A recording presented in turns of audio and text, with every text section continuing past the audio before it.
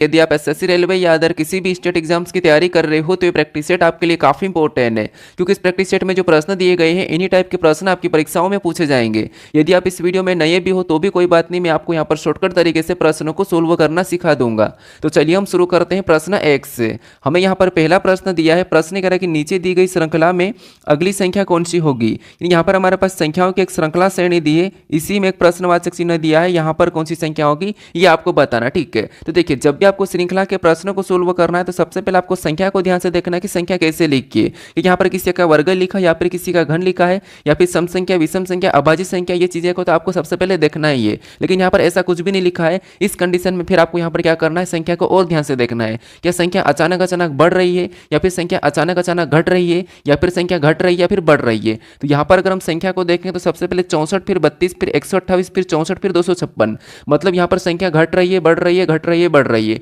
तो जब भी संख्या घटती है, बढ़ती है, घटती है, बढ़ती है, उस कंडीशन में आपको वहां पर क्या करना है, संख्या में एक छोड़ के एक देखना है। तो यहाँ पर क्या करेंगे, हम एक छोड़ के एक देखेंगे। अब वो कैसे, तो देखिए जैसे यहाँ पर क्या लिखा है 64, अब 64 से क्या करेंगे, 32 को नहीं देखेंगे, यहाँ पर डायरेक्ट 128 को देख लेंगे। ठीक है, वैसे हम यहाँ पर क्या करते हैं, एक एक को भी देख सकते हैं, लेकिन आसान बनाने के लिए आपको क्या करना है, एक छोड़ के एक देखना है। तो 64 से 128 की ओर जाएंगे तो आपको पता है 64 का जब हम 2 गुना करेंगे तो यहाँ पर कितने हो जाएंगे, 128 हो जाएंगे, और 128 यहाँ पर लिखा है। अब 128 से क्या करेंगे, 64 को छोड़ के 256 को देखेंगे, तो 128 का भी 2 गुना करेंगे तो यहाँ पर कितने हो जाएंगे, 256, और 256 भी यहाँ पर लिखा है। अब संख्या में यहाँ पर बताना है, तो यहाँ पर हम 256 से तो यहाँ पर नहीं बता सकते हैं, क्योंकि हम यहाँ पर एक छोड़ के एक आ रहे हैं। तो यहाँ पर क्या करेंगे, हम जो बची हुई संख्या उसको देखेंगे। जैसे यहाँ पर 32 से क्या करेंगे, 128 को छोड़ के 64 को देखेंगे, तो 32 से 64 मतलब यहाँ पर भी 32 का क्या हो रहा है, तो यहाँ पर भी 32 का 2 गुना किया है। तो उसी प्रकार अभी हमें यहाँ पर संख्या को बताना, तो इसको छोड़ेंगे तो हमारे पास यहाँ पर संख्या निकल आएगी।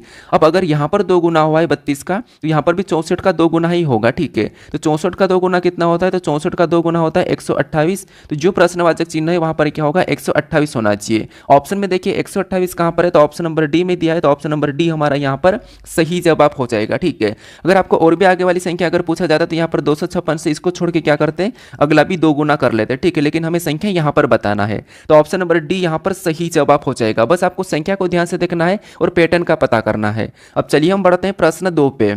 अब 2 नंबर का प्रश्न दिया है। अब प्रश्न यहाँ पर कह रहा है कि उस संख्या का चयन करें जो प्रश्न चिन्ह के स्थान पर आएगी। यानी यहाँ पर हमारे पास एक प्रश्नवाचक चिन्ह दिया है, यहाँ पर कौन सी संख्या आएगी ये हमें बताना है। अब यहाँ पर हमारे पास अनुपात डले हुए हैं, तो अनुपात का मतलब ये है कि ये हमारा जो प्रश्न है ये एनालॉजी का प्रश्न है। ठीक है, नंबर एनालॉजी का प्रश्न है। तो यहाँ पर हमारे पास समानुपात है, तो इसका मतलब ये है कि जिस प्रकार से इन दोनों संख्या का जो आपस में संबंध है उसी प्रकार से हमें यहाँ पर भी संख्या का संबंध बताना। ठीक है, मतलब यहाँ पर देखिए प्रश्नवाचक चिन्ह हमारा इस तरफ है। ठीक है, प्रश्नवाचक चिन्ह हमारा यहाँ पर इस तरफ है, तो हम यहाँ पर कोशिश करेंगे कि 101 से यहाँ पर 10,201 कैसे लिखा ये हम सबसे पहले तो पता करेंगे। अब मैंने आपको पहले वाले प्रैक्टिस सेट में बताया था कि जब भी आपको यहाँ पर छोटी संख्या से इससे बड़ी संख्या हो तो बड़ी संख्या का जब भी आपको पता करना है संबंध, तो उस कंडीशन में आपको उस संख्या का वर्ग या घन करके देखना है। तो यहाँ पर क्या करेंगे, यहाँ पर 101 का वर्ग करके देखेंगे सबसे पहले 10,201 लाने के लिए। तो अगर आपको याद होगा तो आप डायरेक्ट बता दोगे, लेकिन हम करके देखेंगे। जैसे यहाँ पर 101 का वर्ग करते हैं तो लास्ट वाली संख्या क्या है, 1 है, तो 1 को क्या करेंगे 01 लिख लेंगे। क्या करेंगे 01 लिखेंगे। उसके बाद अब आपको पता है 100 है। ठीक है, 101 है मतलब हमारे पास यहाँ पर 100 से 1 ज़्यादा है तो 01 कर लिया। 100 से 1 ज़्यादा है तो 1 का डबल कितना होता है, तो 1 का डबल 2, और 2 को क्या करेंगे 100 में जोड़ देंगे तो कितने हो जाएंगे 102। तो यहाँ पर क्या आ जाएगा 102 आ जाएगा, तो यहाँ पर 101 का वर्ग निकल जाएगा। ठीक है, तो 101 का वर्ग कितना है, तो 101 का वर्ग 10,201 है, और यहाँ पर इसका वर्ग ही लिखा है। ठीक है, इसका वर्ग ही लिखा है। वैसे मैंने आपको बताया था कि आपको वर्ग वाली वीडियो चाहिए तो मुझे बता देना, कुछ लोगों ने बताया है तो मैं बता दूंगा। ठीक है, तो यहाँ पर इसका वर्ग है। ठीक है, तो इसी प्रकार से हम क्या करेंगे, सेम तरीके से 107 का भी वर्ग कर लेंगे। अब 107 का वर्ग तो आपको याद नहीं होता तो हमें क्या करना है, निकालना है। लास्ट में क्या है 7 है, तो 7 का वर्ग कितना होता है, तो आपको 7 का वर्ग होता है 49। कितना होता है 49 होता है। उसके बाद अब यहाँ पर 100 से कितना ज़्यादा है, 7 ज़्यादा है, मतलब 100 में क्या करेंगे हम 7 ज़्यादा है तो 7 का डबल करके जोड़ देंगे। तो 7 का डबल 14 होता है, तो 100 में 14 को जोड़ देंगे तो कितने हो जाएंगे 114 हो जाएंगे। तो यहाँ पर क्या लिख देंगे 114 लिख देंगे। तो यहाँ पर 14,449, यहाँ पर हमारे पास क्या है, इसका वर्ग क्या निकला है 14,449 निकला है। तो जो प्रश्नवाचक चिन्ह यहाँ पर क्या होना चाहिए, तो यहाँ पर होना चाहिए 14,449 होना चाहिए। कितना होना चाहिए यहाँ पर कितना होना चाहिए 114, ठीक है। यहाँ पर क्या आएगा, सॉरी, यहाँ पर हमारे पास 14,449, मतलब यहाँ पर ये वाला आएगा, ठीक है, ऐसा आएगा 114,49। तो यहाँ पर क्या क्या आएगा, तो यहाँ पर आएगा हमारे पास 114 और 49 आएगा, ठीक है, 114 और 49। तो ये ऑप्शन में देखिए कहाँ पर है, तो 114 49 हमें ऑप्शन नंबर कहाँ पर दिखाई दे रहा है, तो ऑप्शन नंबर ए और बी दोनों में दिखाई दे रहा है। तो आप ऑप्शन नंबर ए या बी दोनों लगा सकते हो, ठीक है, क्योंकि यहाँ पर टाइपिंग मिस्टेक है। तो ऑप्शन नंबर हमारे यहाँ पर बी वाला या ए वाला दोनों की दोनों सही जवाब हो जाएंगे, ठीक है, क्योंकि एक जैसे हैं। तो यहाँ पर हमने जैसे इसका वर्ग करके बताया वैसे कि वैसे हमने यहाँ पर भी वर्ग किया है। तो वर्ग निकालना अगर आपको 1 से 100 तक एक ही तरीके से सीखना है तो मुझे कमेंट करके बता देना। अब चलिए हम बढ़ते हैं प्रश्न 3 पे। अब 3 नंबर का प्रश्न दिया है। प्रश्न में यहाँ पर कह रहा है कि यदि किसी सांकेतिक भाषा में यहाँ पर सन को कोड RTTVMO हो तो उसी सांकेतिक भाषा में JUG का कोड क्या होगा, ये हमें प्रश्न पूछ रहा है, ठीक है। यहाँ पर सबसे पहले तो देखिए सन का कोड जो हमें दिया है उसको हमें पता करना है, फिर उसके बाद हमें यहाँ पर जग का कोड बताना, ठीक है, JUG का। तो JUG का हमें बाद में बताना, लेकिन सबसे पहले हमें यहाँ पर क्या करना है, सन का कोड ये कैसे लिखा है ये हम पता करेंगे, ठीक है। तो ये हमारा कोडिंग डिकोडिंग का प्रश्न है। अब देखिए वैसे तो आपको पता होगा कि अल्फ़ाबेट की प्लेस वैल्यू याद होगी, अगर नहीं होगी तो यहाँ पर मैं आई बटन में एक वीडियो दे दूंगा, यहाँ पर क्लिक करके आप उसे देख लेना। वहाँ पर आप आसानी से बता पाओगे, बस लेटर को देखते ही बता पाओगे, आपको याद करने की जरूरत नहीं है, क्योंकि आप क्या करते हो, याद करते हो और कुछ दिनों बाद भूल जाते हो, ठीक है। तो वहाँ पर उस वीडियो को देखोगे तो आप कभी भी अल्फ़ाबेट की प्लेस वैल्यू और विपरीत नहीं भूलोगे। अब यहाँ पर हम क्या करेंगे, सन से इन लेटरों का पता करेंगे कि ये कैसे लिखे। अब सन में 3 लेटर है और यहाँ पर टोटल 6 लेटर है। इसका मतलब क्या है कि कहीं ना कहीं हमें एक लेटर से 2 लेटर बनाना होगा, तब हम यहाँ पर डबल लेटर बना पाएंगे, ठीक है। अब कैसे, तो देखिए जैसे यहाँ पर क्या करेंगे, एस से यहाँ पर जाएंगे तो एस से, ठीक है, एस यहाँ पर मैं सन ले लेता हूँ, जैसे ये हमारा सन है, ठीक है। अब यहाँ पर क्या लिखा है, तो यहाँ पर RTTVMO लिखा है, ठीक है। तो एस में क्या करेंगे, सबसे पहले तो यहाँ पर देखिए एस, ठीक है, यहाँ पर क्या है एस, तो यहाँ पर क्या है कोड RT, 1 से 2 बनाना, मतलब यहाँ पर RT। तो एस में क्या करेंगे, एक माइनस करेंगे तो आर आ जाएगा, और एस में एक बार क्या करेंगे प्लस करेंगे तो टी आ जाएगा, तो RT निकला, ठीक है। अब यू में भी सेम लॉजिक लगाएंगे, जैसे यू में एक बार क्या करेंगे माइनस करेंगे तो यहाँ माइनस करेंगे तो टी आएगा, और एक प्लस करेंगे तो वी आ जाएगा, एक प्लस करेंगे तो वी आ जाएगा। एन में भी सेम तरीके से एक माइनस करेंगे तो एम आ जाएगा, और एक प्लस कर देंगे एन में तो ओ आ जाएगा। तो यही वाला जो कोड हमने निकाला है यही की यही यहाँ पर है, ठीक है, यही की यही यहाँ का पापर है। तो इसी तरीके से यहाँ पर हम जग का बता देंगे। तो जग का बता देंगे तो यहाँ पर भी क्या करेंगे, सबसे पहले इसमें पहले माइनस करेंगे, तो जे में माइनस करेंगे तो पहला लेटर आई आएगा, फिर जे में क्या करेंगे एक प्लस करेंगे तो दूसरा लेटर हमारा के हो जाएगा, फिर यू में भी क्या करेंगे एक माइनस करेंगे तो यू में एक माइनस करेंगे तो टी आ जाएगा, और यहाँ पर एक प्लस कर देंगे तो यहाँ पर वी आ जाएगा, फिर जी में भी एक माइनस करेंगे तो यहाँ पर ई आएगा, सॉरी एफ आएगा, एफ के बाद एक प्लस करेंगे तो जी के बाद एच आता है, ठीक है, एच आता है। तो ये ऑप्शन में चेक कीजिए, IKTVFH IKTV, ठीक है, IKTV ऑप्शन में देखेंगे तो ऑप्शन नंबर बी में दिखाई दे रहा है। तो ऑप्शन नंबर हमारे पास यहाँ पर कौन सा वाला, बी वाला सही जवाब हो जाएगा, ठीक है, कौन सा, ऑप्शन नंबर बी वाला। अब चलिए हम बढ़ते हैं प्रश्न 4 पे। अब 4 नंबर का प्रश्न दिया है। प्रश्न यहाँ पर कह रहा है कि सभी का परिचय देते हुए अनुज ने कहा, इसकी माँ की एकलौती बेटी मेरे बेटे की पत्नी है। अनुज सभी से किस प्रकार संबंधित है, ये हमें प्रश्न पूछा है। तो ये हमारा रक्त संबंध का प्रश्न है, लेकिन ये परिचय देने वाला है, इशारा करने वाला प्रश्न है।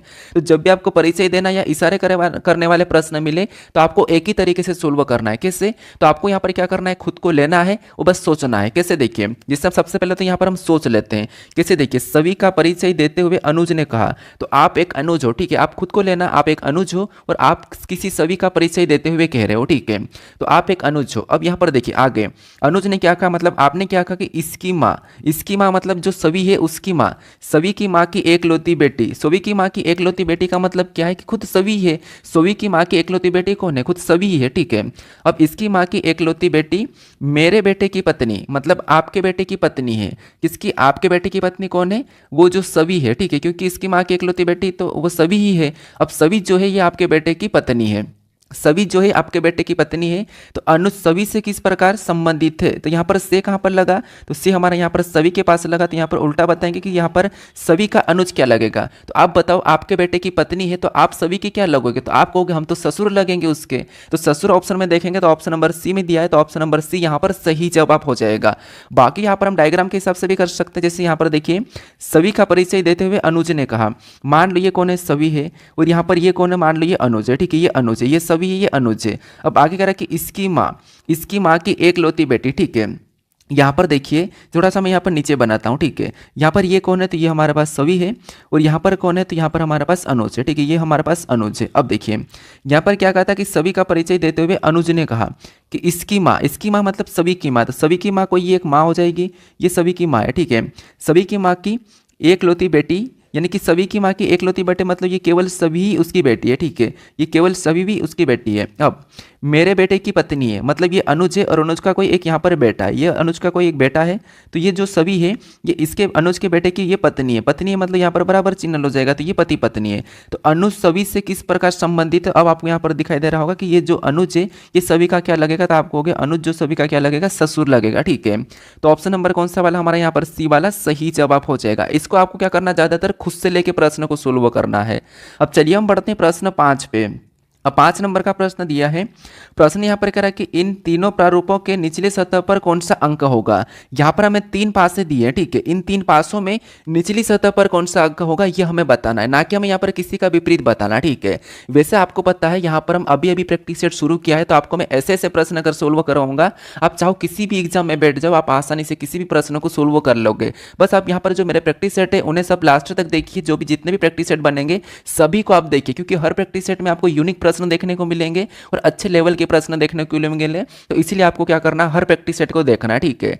तो यहाँ पर आपको किसी का विपरीत नहीं बताना है, बस आपको यहाँ पर बताना है कि निचली सतह पर कौन सा अंक होगा। तो यहाँ पर 3 पास हैं, अब 3 पास हैं तो कुछ अगर आप अच्छे से पढ़ाई करते होंगे, अच्छी सी अगर प्रैक्टिस की होगी, तो आप यहाँ पर आसानी से बता दोगे कि इन पासों में हमारे पास यहाँ पर एक संख्या ऐसी है जो नहीं दिख रही, क्योंकि यहाँ पर पासों पे हमें 1 से लेकर 6 तक संख्या दिखाई दे रही है, लेकिन इनमें हमें यहाँ पर 5 नहीं दिखाई दे रहा है।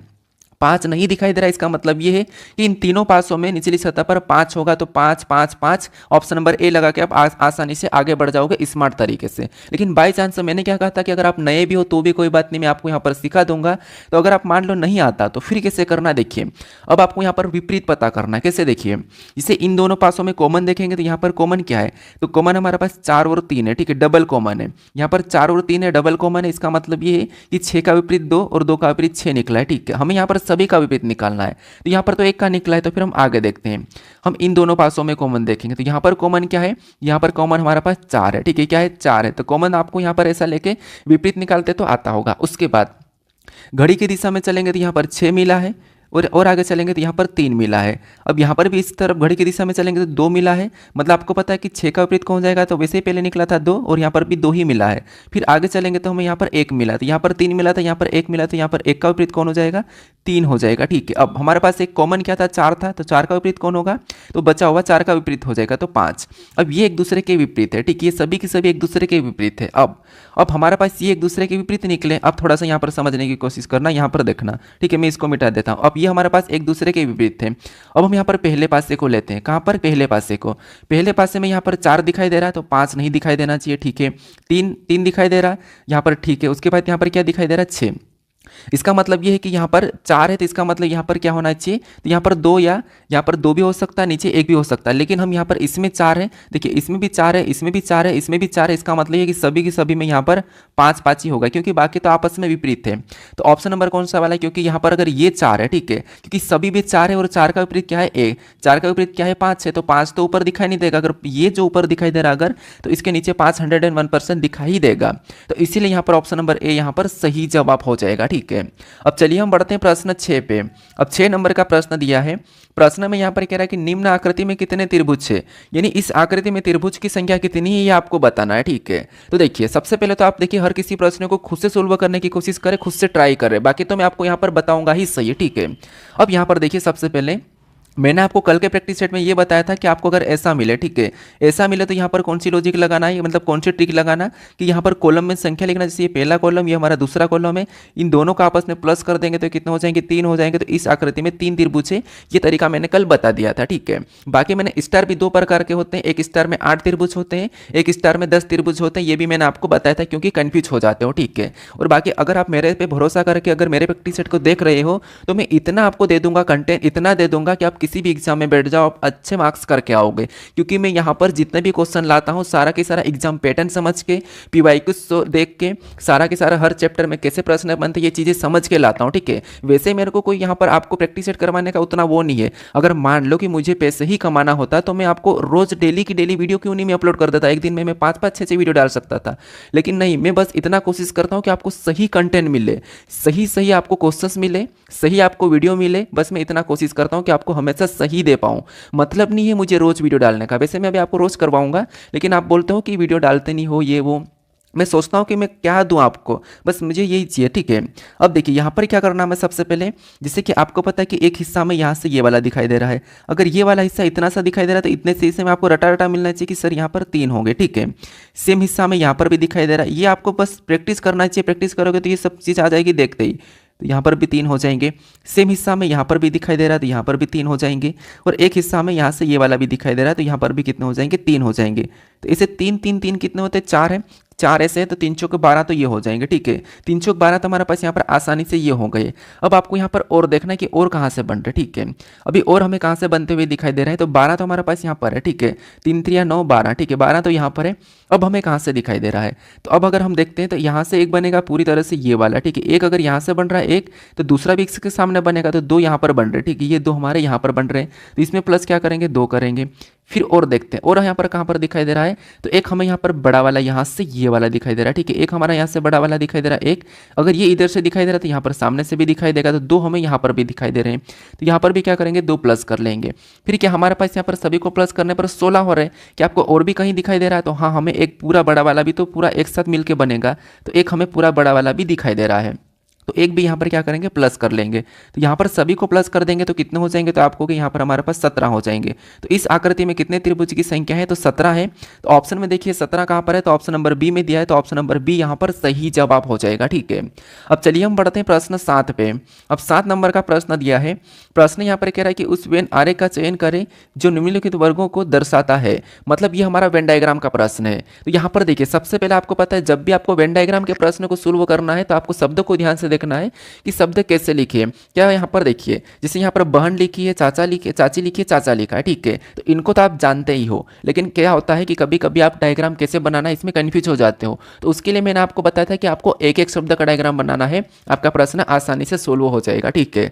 तो अब देखिए यहाँ पर क्या करेंगे, मान लीजिए आप किसी भी एक शब्द का बनाइए, तो मान लो यहाँ पर हम बहन का सबसे पहले बना लेते हैं। तो ये मैंने क्या किया, बहन का डायग्राम बना लिया, ठीक है। उसके बाद अब पहले शब्द का डायग्राम आसानी से बन जाएगा, ठीक है। अब हम दूसरे शब्द का बनाते हैं। अब दूसरा मान लो यहाँ पर हम क्या करते हैं, चाची का बनाते हैं।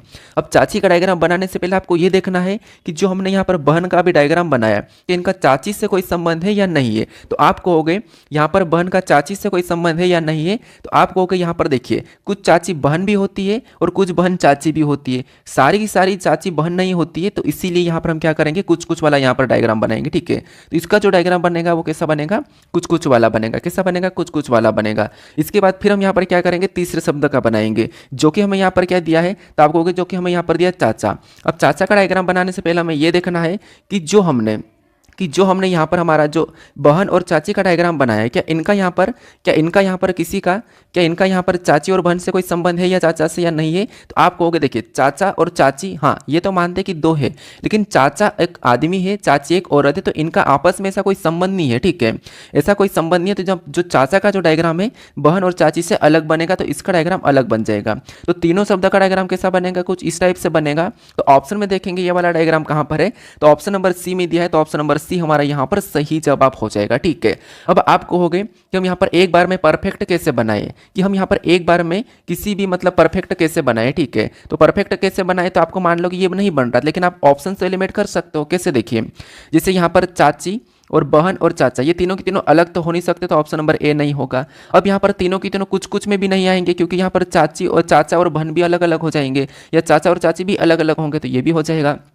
अब पूरी तरह से चाचा या चाची बहन किसी एक के अंदर तो आएंगे नहीं, तो इसलिए डी वाला भी हट जाएगा, ठीक है। तो इसलिए आपको ऑप्शन भी एलिमिनेट कर लेना है। तो यहाँ पर ऑप्शन नंबर कौन सा बचा है, ऑप्शन नंबर सी वाला, तो यही वाला सही जवाब हो जाएगा, और मैंने आपको यहाँ पर बताया भी है। अब चलिए हम बढ़ते हैं प्रश्न 8 पे। अब 8 नंबर का प्रश्न दिया है। अब प्रश्न यहाँ पर कह रहा है कि दिए गए पैटर्न में प्रश्न चिन्ह के स्थान पर संख्या क्या आएगी, मतलब कौन सी संख्या आएगी, ठीक है। तो यहाँ पर हमारे पास 4 प्रारूप दिए, ठीक है। यहाँ पर 4 प्रारूप दिए हैं, 4 आकृति दी है। इस आकृति में यहाँ पर जो प्रश्नवाचक चिन्ह दिया है, यहाँ पर कौन सी संख्या आएगी ये आपको बताना, ठीक है। जो आकृति हमें दी है चौथी वाली, और उसमें जो प्रश्नवाचक चिन्ह दिया है वहाँ पर कौन सी संख्या आएगी ये आपको बताना है। तो देखिए सबसे पहले जब भी आपको यहाँ पर लुप्त संख्या वाले प्रश्नों को सोल्व करना है, तो सबसे पहले आपको क्या करना है कि जो प्रश्नवाचक चिन्ह दिया है वो कहाँ पर दिया है और किस जगह पर दिया है। तो जो प्रश्नवाचक चिन्ह यहाँ पर दिया है कहाँ पर, ऊपर वाली जगह पर दिया है, ठीक है। इस वाली जगह पर प्रश्नवाचक चिन्ह दिया है। तो आपको यहाँ पर क्या करना है सबसे पहले पता करना है कि जो प्रश्नवाचक चिन्ह दिया है उसी की जगह पर बाकी की संख्या कैसे लिखे। जैसे यहाँ पर क्या लिखा है, उसी की जगह पर 26 लिखा है और यहाँ पर 45 लिखा है और यहाँ पर 9 लिखा है। तो ये संख्या कैसे लिखी, ये सबसे पहले आपको पता करना है। फिर आपको यहाँ पर क्या करना है, सेम तरीके से यहाँ पर संख्या को बताना। ठीक है, तो यहाँ पर हम संख्या को पता करते हैं। जैसे यहाँ पर क्या लिखा है, 9 लिखा। अब इस 9 को पता करने के लिए हम क्या करेंगे, तो जो नीचे दो संख्या हमें दिखाई दे रही है, इन संख्या को ऐसा क्या करें कि हमें यहाँ पर 9 मिले। ठीक है, तो अब देखिए, जैसे अगर हम सबसे पहला तरीका तो हम जोड़ लेते हैं। देखो माइनस तक करेंगे नहीं क्योंकि संख्या बड़ी है तो हमें जोड़ना ही होगा। तो अगर हम इनको आपस में प्लस करते हैं तो कितने हो जाएंगे, 6 हो जाएंगे। और यहाँ पर 9 लिखा है तो जोड़ने से तो आ नहीं रहा है क्योंकि यहाँ पर भी बड़ी संख्या है। तो यहाँ पर हम गुणा करके देख लेते हैं। जैसे इसका आपस में गुणा करेंगे तो यहाँ पर 3 3 9 हो जाएंगे और 9 यहाँ पर लिखा है। ठीक है, तो यहाँ तक पहला वाला हमें एक लॉजिक मिला कि गुणा करने पर ऊपर वाली संख्या प्राप्त हो रही है। अब दूसरा भी सेम करेंगे। देखिए सभी में आपको सेम लॉजिक अप्लाई करना है। दूसरे में भी गुणा करेंगे तो यहाँ पर 9 3 27 होंगे और यहाँ पर क्या लिखा है, 45 लिखा है। इसका मतलब ये कि ये लॉजिक भी नहीं लग रही है। ठीक है, तो अब हम क्या करते हैं, यहाँ पर इनका वर्ग करके देखते हैं। क्योंकि हमने गुणा कर लिया है, प्लस भी कर लिया है, अब इनका वर्ग करके देखते हैं। तो इनका वर्ग करेंगे तो इनका वर्ग देखिए, जैसे 3 का वर्ग कितना होता है, तो आप कहोगे 3 का वर्ग होता है 9। उसके बाद इस 3 का भी वर्ग कितना होता है, तो 3 का वर्ग 9 होता है। अब यहाँ पर देखिए, यहाँ पर कितना लिखा है, 9 लिखा है। अब इन 9 को ऐसा क्या करें कि हमें 9 मिले। तो अगर इनको आपस में जोड़ देते हैं तो 9 9 कितने हो जाएंगे, तो आप कहोगे 18 हो जाएंगे।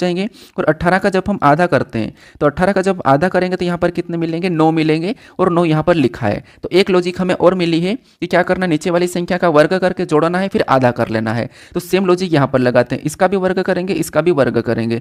3 का वर्ग कितना होता है, तो 9 होता है। 9 का वर्ग कितना होता है, तो 9 का वर्ग 81 होता है। इन दोनों को आपस में जोड़ेंगे तो कितने हो जाएंगे, 90 हो जाएंगे। और 90 का आधा करेंगे तो यहाँ पर कितने हो जाएंगे, 90 का आधा 45 और 45 भी यहाँ पर दिया है। मतलब दोनों वाली आकृति में हमें सेम लॉजिक से संख्या मिल गई है। अब हमें तीसरी में पता करना है और तीसरे में मिला तो चौथे में भी उसी प्रकार से हम बता देंगे। तो अब देखिए यहाँ पर भी क्या करेंगे, इसका वर्ग करेंगे, इसका वर्ग करेंगे।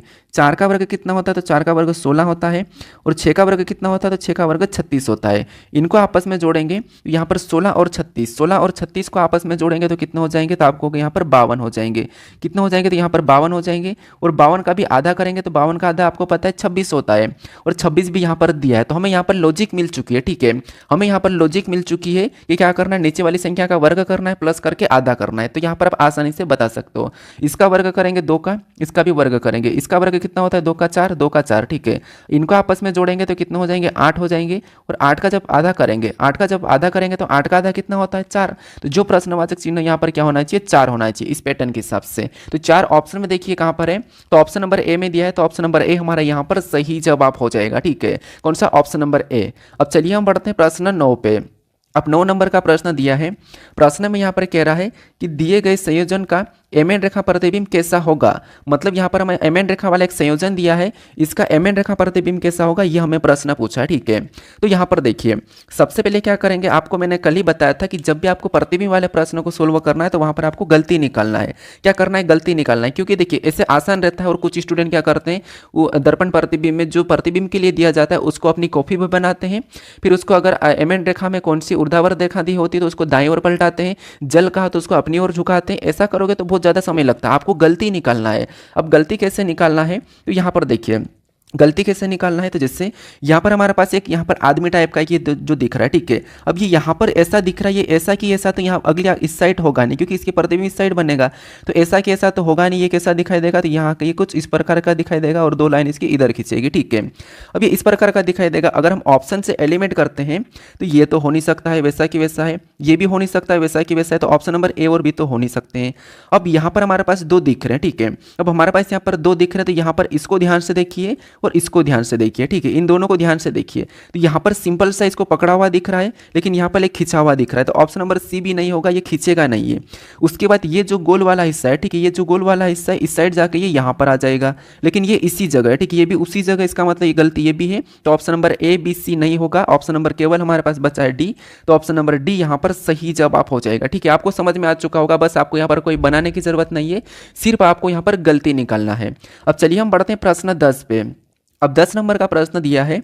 अब प्रश्न यहाँ पर क्या कह रहा है, प्रश्न कह रहा है कि निम्नलिखित में से असंगत आकृति का चयन करें। मतलब यहाँ पर आपको 1 2 3 4 एक आकृति दी है, आकृति प्लस यहाँ पर लेटर भी है, इनमें से एक अलग है, 3 एक जैसे हैं, तो उसका आपको यहाँ पर चयन करके बताना। ठीक है, उसका आपको यहाँ पर चयन करके बताना। तो बताइए फटाफट से सोचिए कि इसका क्या आंसर हो सकता है। ठीक है, क्योंकि आप खुद से सोल्व नहीं करते हो तो इसलिए मैं बता रहा हूँ कि आप खुद से भी सोल्व करने की कोशिश करें।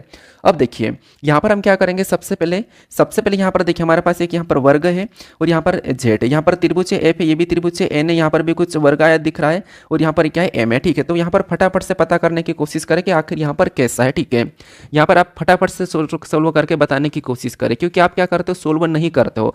हर बार होता है कि आप सोल्व नहीं करते हो। ठीक है, तो यहाँ पर देखिए जिससे मैं बता देता हूँ आपको कि यहाँ पर जेड है और यहाँ पर क्या है, आप इसको वर्ग मानो या आयत मानो। ठीक है, तो यहाँ पर आयत है वैसे, क्योंकि वर्ग की चारों भुजाएं समान होती है, आयत की समान नहीं होती, आमने सामने की होती है। तो अब देखिए जिससे अब हम अगर हम देखेंगे तो जेड कैसे बना है, यहाँ पर जेड 1 2 3 से मिलकर बना है। ठीक है, यहाँ पर जो जेड बना है 3 लाइन से मिलकर बना, तो ये 3 लाइन से मिलकर बन रहा है।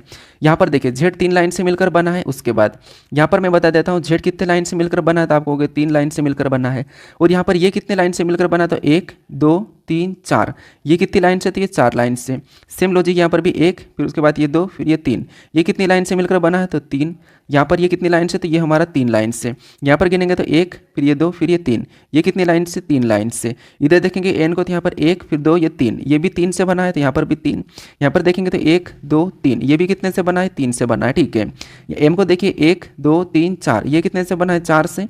इधर देखेंगे 1 2 3 4, ये भी कितने से बना है, 4 से बना है। तो यहाँ पर देखिए जो लेटर और जो आकृति बनी है ये सभी के सभी इनकी लाइन पे डिपेंड, ये भुजा से डिपेंड है। ठीक है, जैसे ये 3 था इधर, तो ये भी 3 है, ये 3 है, तो ये 3 है, ये 4 है, तो ये 4 है। लेकिन यहाँ पर ये 4 से बना और यहाँ पर ये 3 से बना, तो यहाँ पर भी एक जैसे बनना था। इन तीनों से ये वाला अलग है। ठीक है, ये वाला असंगत है, तो पहली वाली आकृति क्या है, असंगत है। तो ऑप्शन में देखिए पहला कहाँ पर दिया है, तो ऑप्शन नंबर ए में दिया है, तो ऑप्शन नंबर ए यहाँ पर सही जवाब हो जाएगा। ठीक है, कौन सा होगा, ऑप्शन नंबर ए। अब चलिए हम बढ़ते हैं प्रश्न 11 पे। अब 11 नंबर का प्रश्न दिया है। अब प्रश्न यहाँ पर क्या कह रहा है कि 1 जनवरी 1972 को मंगलवार था, तो 1 जनवरी 1973 को कौन सा दिन होगा। अब ये हमारा कैलेंडर का प्रश्न है। ठीक है, यहाँ पर वैसे हमारे पास सेम डेट है और सेम महीना है, बस हमें यहाँ पर 1 साल का अंतर है। ठीक है, तो जब आपको 1-2 साल का अंतर होता है और सेम डेट हो, उस कंडीशन में आपको यहाँ पर कोड करने की जरूरत नहीं है। ठीक है, कोड वोट निकालने की कोई जरूरत नहीं है, सीधे आपको बताना है। आपको पता है कि लीप वर्ष होता है तो 2 दिन बढ़ते हैं और सामान्य वर्ष में 1 दिन बनते हैं। तो जैसे यहाँ पर देखेंगे कि 1 जनवरी, ठीक है, 1 जनवरी को क्या है, तो आप कहोगे 1 जनवरी को यहाँ पर हमारे पास क्या है, मंगलवार है, और वर्ष कौन सा है, तो 1972 है। ठीक है, कौन सा, 1972 है। क्या 1972 एक लीप वर्ष है, तो आप कहोगे ये हमारा एक लीप वर्ष है। क्यों लीप वर्ष है, क्योंकि इसमें 4 से भाग देंगे तो पूरा पूरा चले जाएगा। ठीक है, तो ये हमारा क्या है, तो ये हमारा एक लीप वर्ष है, ये हमारा लीप वर्ष है। ठीक है, अब यहाँ पर क्या पूछा कि 1 जनवरी, ठीक है, 1 जनवरी यहाँ पर क्या पूछा है, तो 1 जनवरी 1973 को कौन सा दिन होगा, 1 जनवरी 1973 को। तो ये हमारा कौन सा वर्ष है, तो ये हमारा सामान्य वर्ष है। ये कौन सा है, तो ये सामान्य वर्ष है। ठीक है, इसको छोड़ो। अब हमें यहाँ पर इसके दिन कौन सा है, तो ये मंगलवार है। तो आपको पता है कि अगर लीप वर्ष को मंगलवार है तो 2 दिन बढ़ जाएंगे, 2 दिन बढ़ जाएंगे, तो यहाँ पर मंगलवार है, 73 पर आने के लिए 1 तारीख को कौन सा वार हो जाएगा, तो इसमें 2 दिन प्लस कर लेंगे, 2 दिन प्लस करेंगे तो मंगलवार बुधवार गुरुवार हो जाएगा। यहाँ पर क्या हो जाएगा, गुरुवार हो जाएगा। ठीक है, तो 1 जनवरी 1973 को कौन सा होगा, गुरुवार होगा। गुरुवार ऑप्शन में देखिए, गुरुवार हमें ऑप्शन नंबर सी में दिया, बृहस्पतिवार। गुरुवार को ही बृहस्पतिवार भी कहते हैं, तो ऑप्शन नंबर यहाँ पर सी वाला सही जवाब हो जाएगा। ठीक है, देखिए कुछ प्रश्न ऐसे होते हैं कैलेंडर के जिसे हम देखते ही कर सकते हैं, लेकिन वहाँ पर भी आप कोड लगाते हो, ये करते हो, सांस से काटते हो, फिर ये वो चीज़ें करते हो। ठीक है, वो करना रहता है, वो भी यहाँ पर करोगे तो आपका आंसर यही आएगा। लेकिन उतना टाइम क्यों लगाना हमें, अगर प्रश्न में सिंपल दिया है तो। ठीक है, तो ये चीज़ें भी आपको देखना है, क्योंकि पेपर में आपको उतना ही पूछेगा जितना वो समय देते हैं। ठीक है, अब चलिए हम बढ़ते हैं प्रश्न 12 पे। अब 12 नंबर का प्रश्न दिया है। प्रश्न यहाँ पर कह रहा है कि एक दीवार घड़ी में 3:20 बजे हैं तो उसका दर्पण प्रतिबिंब समय क्या होगा। ठीक है, एक दीवार घड़ी में 3:20 बजे है तो उसका दर्पण प्रतिबिंब समय क्या होगा, यह हमें प्रश्न पूछा है। अब यहाँ पर 2 तरीके के प्रश्न बनते हैं। एक कौन सा बनता है, एक तो ये सिंपल दर्पण प्रतिबिंब वाला, और एक हमारा जो बनता है वो जल वाला बनता है, यानी कि वाटर मिरर वाटर वाला। ठीक है, जल प्रतिबिंब, एक तो हमारा ये प्रतिबिंब होता है, ये वाला प्रतिबिंब आपको पता है, और एक हमारा ये वाला प्रतिबिंब होता है, ये वाला है, तो इसे हम जल कहते हैं और इसे हम सिंपल सा दाई और या फिर ऊर्ध्वाधर कहते हैं। ठीक है, तो ये 2 प्रतिबिंब पूछे जाते हैं। तो जब आपको जल पूछे तो जल में दूसरी लॉजिक लगाना है और इसमें समय ये वाला जो पूछे सिंपल दर्पण, तो यहाँ पर कौन सी लॉजिक लगाना, आपको जो समय दिया है उसको 11:60 में से घटा लेना है। क्या करना है, जो समय दिया है उसको क्या करना है, आपको 11:60 में घटा लेना है। क्या दिया हमें, 3:20 दिया है, तो यहाँ पर क्या करेंगे 3:20 को इसमें से घटा लेंगे। ठीक है, ये सिर्फ आपको सिंपल दर्पण पूछे, सिंपल दर्पण प्रतिबिंब पूछे तब आपको उसको 11:60 में से घटा लेना। अगर आपको जल पूछे तो वहां पर क्या करना है, किस में से घटाना, ये मैं अगले वीडियो में बता दूंगा। ठीक है, तो यहाँ पर देखिए घटाएंगे तो यहाँ पर कितना आएगा, तो यहाँ पर हमारे पास 40 आएगा, यहाँ पर समय वैसा ही लिखेंगे और यहाँ पर कितना आएगा 8 आएगा। तो घटाने पर हमारे पास यहाँ पर 8:40 आया, तो ऑप्शन में देखिए 8:40 कहाँ पर दिया है, तो ऑप्शन नंबर हमारे पास यहाँ पर 8:40 ए में दिया है, तो ऑप्शन नंबर ए हमारा यहाँ पर सही जवाब हो जाएगा। ठीक है, अब चलिए हम बढ़ते हैं प्रश्न 13 पे। अब 13 नंबर का प्रश्न दिया है। अब प्रश्न यहाँ पर कह रहा है कि एक व्यक्ति उत्तर दिशा की तरफ देख रहा है, 101 बार दक्षिणावर्त यानी कि दाएं घूमने पर उसका मुख अब किस दिशा में होगा, ये हमें प्रश्न पूछा है। अब ये दिशा दूरी का प्रश्न है। अब ये दक्षिणावर्त और वामावर्त घुमाने वाले प्रश्न पूछे जाते हैं और काफी सारे स्टूडेंट गलत भी होते हैं, सॉरी प्रश्न को गलत भी कर देते हैं। ठीक है, लेकिन अब आप ऐसे प्रश्नों को नहीं गलत कर पाओगे। पहली बात याद रखना, अगर आपको सिंगल ही दिया जाता है, जैसे यहाँ पर कह रहा है कि मान लो 200 बार घुमा, 300 बार घुमा, 400 बार, 500 बार, जितनी भी बार घूमे, 90 बार, 45 बार, 30 बार, 40 बार, जितनी भी बार घूमे, लेकिन आपको सिंगल बार घूमे और आपको वहाँ पर दक्षिणावर्त या वामावर्त कहे, तो क्या करना, देखिए सबसे पहले आपको पता है कि दिशा मेन तो वैसे तो 8 होती है टोटल, अगर हम सहायक दिशा मिलाएंगे तो 8 होती है, लेकिन वैसे मेन कहेंगे तो 4 ही दिशा होती है। तो जब 4 दिशा होती है तो क्या करना, 101 जो भी दिया जाएगा आपको उसको 4 से भाग दे देना है। अगर हम इसको 4 से भाग देंगे तो 4 दूना 8, 2 बचा, 4 पंजे 20, 21 हो जाएगा, 4 पंजे 20, मतलब यहाँ पर 25 चौक 100, शेष कितना बचेगा, तो शेष हमारे पास 1 बचेगा। ठीक है, शेष हमारे पास 1 बचेगा, तो जितना शेष बचता उतना क्या करना है, उसको उतनी बार घुमा देना है। ठीक है, अब इसने क्या कहा कि दक्षिणावर्त घुमाना है, दक्षिणावर्त मतलब दाएं घुमाना। ठीक है, अब दाएं घुमाना, लेकिन ये कहाँ पर है, उत्तर दिशा में, तो ये एक आदमी है। ठीक है, यहाँ पर देखिए ये कौन है, ये एक आदमी है। ठीक है, ये हमारा एक आदमी है और ये उत्तर की ओर घूम के खड़ा है। ठीक है, ये उत्तर की ओर मतलब उत्तर क्या होता है, ऊपर होता है। देखिए जैसे ये हमारी दिशा है, ठीक है, ऊपर उत्तर, नीचे दक्षिण, राइट में पूर्व और लेफ्ट में पश्चिम, ये दिशा आपको पता होगी। अब यहाँ पर कह रहा है कि एक व्यक्ति उत्तर दिशा की तरफ देख रहा है। ठीक है, और 101 बार दक्षिणावर्त घूमने पर उसका मुख किस दिशा में होगा।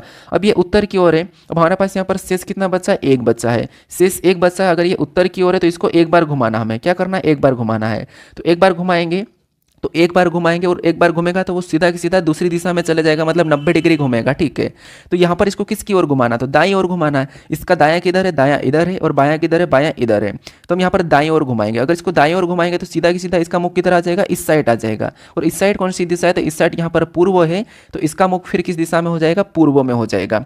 तो पूर्व ऑप्शन में देखिए कहाँ पर है, ऑप्शन नंबर बी में दिया है, तो ऑप्शन नंबर बी यहाँ पर सही जवाब हो जाएगा। अगर आपको यहाँ पर शेष 2 बचता हुआ दिखाई देता तो फिर आपको यहाँ पर क्या करना होता, शेष अगर 2 बच जाता है तो इसको और 2 बार घुमाना होता है। जैसे एक बार तो हमने ये घुमा लिया था, 2 बार में ये नीचे दक्षिण की ओर चले जाता है। ठीक है, तो ये शेष जितना बचे उतनी बार आपको यहाँ पर क्या करना है, उस आदमी को घुमाना, जो भी हो उसको घुमाना है। ये कब घुमाना है, जब आपको यहाँ पर सिंगल इतना सारा जो भी दिया जाता है, 101 बार, 102 बार, जितना भी दिया जाएगा तब। इसमें भी 2 टाइप बनती है, मैं ये अगली वाली टाइप भी करवा दूंगा। अब चलिए हम बढ़ते हैं प्रश्न 14 पे। अब 14 नंबर का प्रश्न दिया है। प्रश्न यहाँ पर कह रहा है कि 73 छात्रों की कक्षा में मनोज का स्थान ऊपर से 23वां है, नीचे से उसका स्थान क्या होगा, यह हमें प्रश्न पूछा है। रैंकिंग वाला प्रश्न है।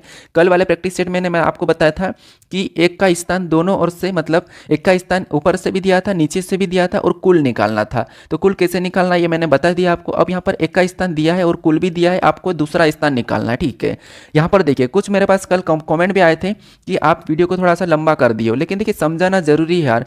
मान लो आप इसमें 15 मिनट एक्स्ट्रा ले रहा हूँ तो 15 मिनट में कुछ बता के भी जा रहा हूँ। ठीक है, क्योंकि रीजनिंग एक ऐसा सब्जेक्ट है जिसे क्या कहते हैं स्टूडेंट की मेरा तो बहुत अच्छा है, मैं तो अच्छे नंबर ले आऊँ, मुझे पढ़ने की जरूरत नहीं है, लेकिन रीजनिंग ऐसा तर्क शक्ति आपको पता है ना कि हम जितना प्रैक्टिस करेंगे उतनी ही हमारे माइंड में ये घुल जाएगी। ठीक है, तो हमें इसको प्रैक्टिस करना है, जितना आप प्रैक्टिस करोगे उतना ही आप कर पाओगे, क्योंकि रीजनिंग में कोई कह नहीं सकते कब कैसा कहाँ घुमा दे। ठीक है, तो इसलिए आपको प्रैक्टिस करना जरूरी है। अब देखिए यहाँ पर क्या करेंगे, हमें कुल छात्र दिए, कुल छात्र कितने हैं, तो कुल छात्र हमारे पास 73 है। अब यहाँ पर मनोज का जो स्थान है ऊपर से 23वां हमें नीचे से ज्ञात करना है। तो क्या करना, हमें यहाँ पर एक स्थान को क्या करना, घटा के एक प्लस कर देना। ठीक है, तो इसको घटाएंगे तो यहाँ पर कितने बचेंगे, 50 बचेंगे, और 50 में क्या करेंगे, एक प्लस कर देंगे तो यहाँ पर कितने हो जाएंगे, 51 हो जाएंगे। तो 51 ऑप्शन में देखिए कहाँ पर है, ऑप्शन नंबर सी में दिया है, तो ऑप्शन नंबर सी हमारा यहाँ पर सही जवाब हो जाएगा। ठीक है, कौन सा हो जाएगा, ऑप्शन नंबर सी। अब देखिए हमने यहाँ पर एक क्यों प्लस किया। अब आप बताइए, मैंने आपको कल बताया था कि मान लो मनोज का अभी ये वाला स्थान कौन सा है, ये वाला ऊपर से, ठीक है, और ये वाला कौन सा है, नीचे से, मतलब ये हमारा लोअर, मतलब ठीक है, अपर लोअर, मतलब ये नीचे से ये ऊपर से। ये दोनों स्थान जब दिए जाते हैं और हमें कुल निकालना होता है, तो कुल निकालने के लिए क्या करता हूँ, मैंने कल ही बताया आपको, भूलना नहीं है कुल निकालने की। आप सबसे पहले स्क्रीन पे ध्यान दीजिए, आप इधर उधर मत देखिए, स्क्रीन पे ध्यान दीजिए। मैंने क्या कहा था कि जब आपको दोनों स्थान दिया जाता है तो कुल निकालने के लिए क्या करता है, हम दोनों को जोड़ के एक माइनस करते हैं। एक माइनस क्यों करते हैं वो भी मैंने बताया था, क्योंकि एक बार डबल गिना जाता है। तो हमें यहाँ पर क्या करना है, अब इन दोनों को, इनका स्थान हमने निकाला कि ये स्थान प्रॉपर निकला है, तो ये प्रॉपर निकला चेक करने के लिए क्या करेंगे, इन दोनों को जोड़ के एक माइनस करेंगे तो हमारे पास 73 आना चाहिए। तो यहाँ पर 51, ठीक है, 51 प्लस क्या करेंगे, 51 प्लस 23 करेंगे, इन दोनों को जोड़ेंगे तो कितने हो जाएंगे, यहाँ पर हमारे पास 74 हो जाएंगे। और हमें क्या करना है, कुल निकालने के लिए एक माइनस करना है, तो एक माइनस करेंगे तो यहाँ पर कितने हो जाएंगे, 73 हो जाएंगे। तो हमारे पास 73 वापस से ये कुल छात्र निकल के आ चुके हैं। इसका मतलब ये दोनों का जो स्थान है, ये दोनों के दोनों का स्थान सही है, तो ऑप्शन नंबर सी यहाँ पर सही जवाब हो जाएगा, ठीक है। अब चलिए हम बढ़ते हैं प्रश्न 15 पे। अब 15 नंबर का प्रश्न दिया है। प्रश्न में यहाँ पर क्या कह रहा है, प्रश्न कह रहा है कि यदि एट द रेट का अर्थ गुना, यहाँ पर देखिए स्टार का अर्थ भागित और डॉलर का अर्थ प्लस, और यहाँ पर हैश का अर्थ माइनस, तो यहाँ पर $16 4 at the rate 5 hash 72 star 8 के मान की गणना करें। मतलब ये जो हमारा प्रश्न है, ये गणितीय संक्रिया का प्रश्न है, ठीक है। कौन सा प्रश्न है, ये जो हमारा प्रश्न है ये हमारा गणितीय संक्रिया का प्रश्न है। तो यहाँ पर कुछ नहीं करना, हमें बस चिन्हों को रख के क्या करना, इस मान को सोल्व कर लेना। किससे, यहाँ पर देखिए, इससे हमें सबसे पहले इस पे ध्यान देना, इस पे इतने पे ध्यान देना है सबसे पहले, तो इस समीकरण को सोल्व करना, ठीक है। तो सबसे पहले यहाँ पर 16 लिखा, तो यहाँ पर मैं 16 लिख लेता हूँ। अब 16 लिखने के बाद, ठीक है, यहाँ पर मैं सबसे पहले 16 लिख लेता हूँ। यहाँ पर कौन सा चिन्ह है, डॉलर का चिन्ह है, और डॉलर का अर्थ इसने क्या कहा कि यहाँ पर डॉलर का जो अर्थ है वो प्लस है, तो यहाँ पर हम क्या करेंगे, प्लस लगा लेंगे डॉलर की जगह। फिर अगली संख्या वापस से क्या करेंगे, 4 को लिखेंगे। फिर अगला जो चिन्ह हमें यहाँ पर प्रतीक दिया वो क्या है, एट द रेट है, और इसने कहा कि एट द रेट का अर्थ है गुणा।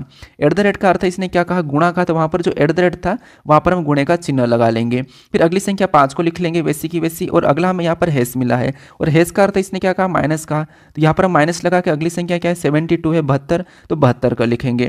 फिर अगला हमें यहाँ पर क्या दिया, स्टार। स्टार का अर्थ इसने क्या कहा, भागित का, तो यहाँ पर हम भागित कर लगा के अगली संख्या 8 को लिख लेंगे, ठीक है। अब इस समीकरण को क्या करेंगे, बोर्डमास रूल पे सोल्व कर लेंगे। बोर्डमास कहता है कि भाग पहले तो ऑब्वियस से सोल्व करना था, भाग गुना प्लस माइनस सोल्व करना, ठीक है। तो सबसे पहले इसमें भाग दे देंगे, तो देखिए 16 तो वैसा कि वैसे, चलो मैं 16 को भी यहाँ पर लिख लेता हूँ, प्लस का लगा के यहाँ पर इनका गुणा भी कर देता हूँ, तो 4 पंचे 20 हो जाएंगे, और माइनस उतार के इधर भाग दे देंगे, तो 9 में 8 72, मतलब 9 बार में ये भाग चला जाएगा, ठीक है। मैंने डायरेक्ट कर दिया, वैसे एक स्टेप और बनाना था लेकिन जरूरत नहीं, आप समझ गए होंगे, ठीक है। अब देखिए, अब हमने यहाँ पर क्या करा, इधर से गुना करके 20 लाया, इधर से भाग देके 9 तो ले आया है।